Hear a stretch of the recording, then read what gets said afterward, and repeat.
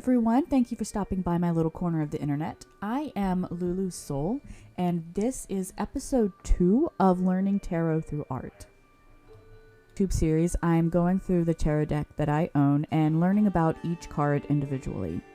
For this episode, episode 2, the card, the Five of Wands, was picked. It was actually my husband who picked out this card. I fanned out the entire deck. He plucked one out of it, and this is what it happened to be. I think it's really interesting that the Five of Wands is the one that showed up because the first card was the Queen of Wands. So even though the deck has been randomized and I chose it once and he chose it the second time, we're both in the same suit, which I thought was kind of cute. And once the card was properly selected, I did what I normally do. I went to the internet by typing in Five of Wands Tarot.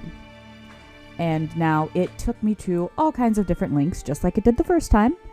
And while a lot of them slightly differed in the information I was given, the main repeating theme, of course, was that the Five of Wands seems to be about conflict, but this conflict is unique in that even though the wands on the card are fighting, they're not actually touching. They're missing each other. They're not making physical contact. What I think that means is that the conflict might have more to do with an internal conflict than an external one. And of course, each individual card, from what I'm learning, can have multiple different meanings. So this might just be what is speaking out the most to me as I'm learning about tarot in general.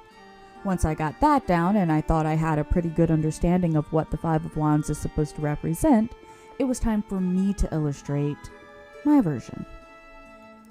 Just like with the Queen of Wands, I decided to stay pretty literal in my interpretation in that I designed 5 different wands. Each wand represents, honestly, a different part of my personal childhood. I have the first one, which is when I was growing up, I went to an arts and crafts festival, and just about every kid had one of these, including myself, because they were like $3.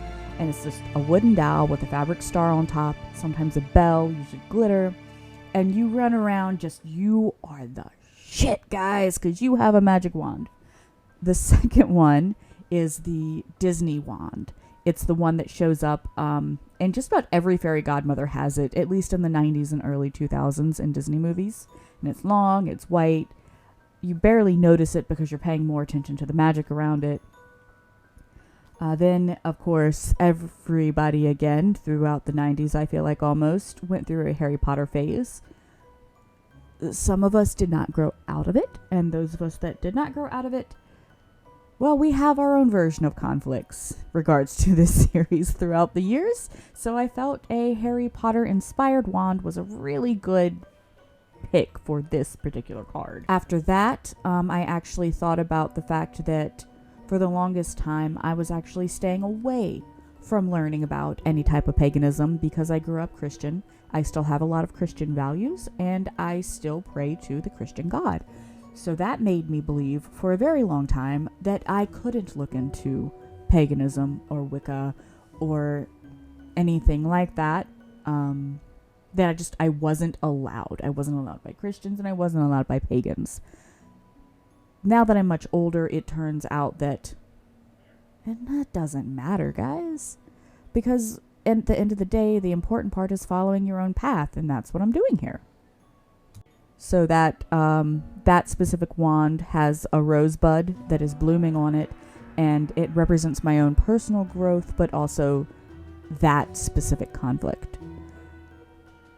Then the last and final wand is just a tree branch plucked out from a tree, and that wand signifies wisdom, because I feel like wisdom is that perfect mixture of both logic and emotion. And while it's usually the solution to a lot of conflicts, it can also create a lot of conflicts because your mind and your heart doesn't always agree, and it needs to for you to fully understand what wisdom is trying to say. So you have like the conflict of religion and spirituality, you have the conflict of wisdom, you have the conflict of nostalgia and naivety from Harry Potter and Disney, and then you have the loss of innocence, or the childhood innocence, that just wants to argue that really everything is okay. Everything's always going to be okay. It has to be okay. And all together, I feel like these 5 wands represent a type of inner conflict that maybe if it isn't the same inner conflict that everybody has, I do feel like most everybody might be able to identify at least a little bit with some of the things that I have talked about so far in this video. And honestly, that's kind of pretty much all I have left to talk about in regards to the 5 of Wands. As always, if I missed the mark, feel free to correct me in the comments, or at least give me your own personal interpretation of what this card means. If you agree with me, if I maybe hit something that stuck out to you, please let me know that as well.